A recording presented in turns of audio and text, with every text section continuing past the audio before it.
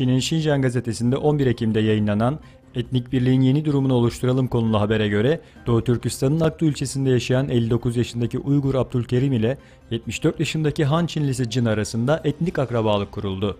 Abdülkerim kendisine Çince Dang Pi adını verdi. Konuyla ilgili görüşlerini bildiren Doğu Türkistan Enformasyon Merkezi Genel Başkanı Karakaş şöyle konuştu. Çin'in Doğu Türkistan'da yürütmekte olduğu baskı politikası, sözde etnik akrabalık politikasının sahte hikaye olduğunun canlı kanıtıdır.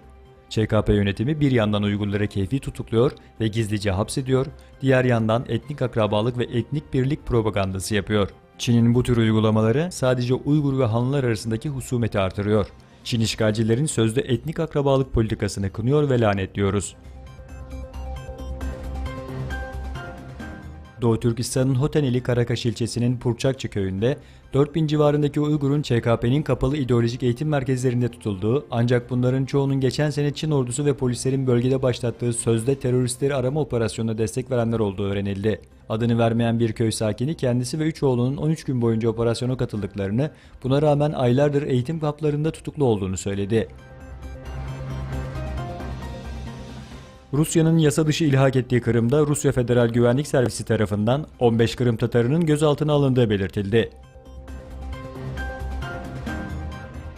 Çin, ABD destroyerinin hak iddia ettiği Şişa Adalarına yaklaşmasına tepki göstererek Washington yönetimine bu hatalı davranıştan vazgeçmesi çağrısında bulundu. Çin 1947'de yayınladığı 9 kesik çizgili haritayla Güney Çin Denizi'nde bölgenin yaklaşık %80'i üzerinde hak iddia ediyor. 2019 yılına kadar uranyum yakıtı üretimi yapan fabrikanın inşaatını tamamlamayı hedefleyen Kazakistan, bu tarihten itibaren Çin'in 5 nükleer enerji santraline yakıt tedarik edecek. İspanya Başbakanı Rajoy, Katalonya özerk yönetiminin sunduğu diyalog kapısını açma ve arabulucu arama önerilerini kabul etmediğini bildirdi. Hükümet ve ana muhalefet partisi, Katalonya'nın özerklik haklarının kısmi olarak askıya alınması ve anayasal reform çalışmalarının başlatılması yönünde adımlar atacağını açıkladı. Türkmenistan'da bedava devlet hizmetine son.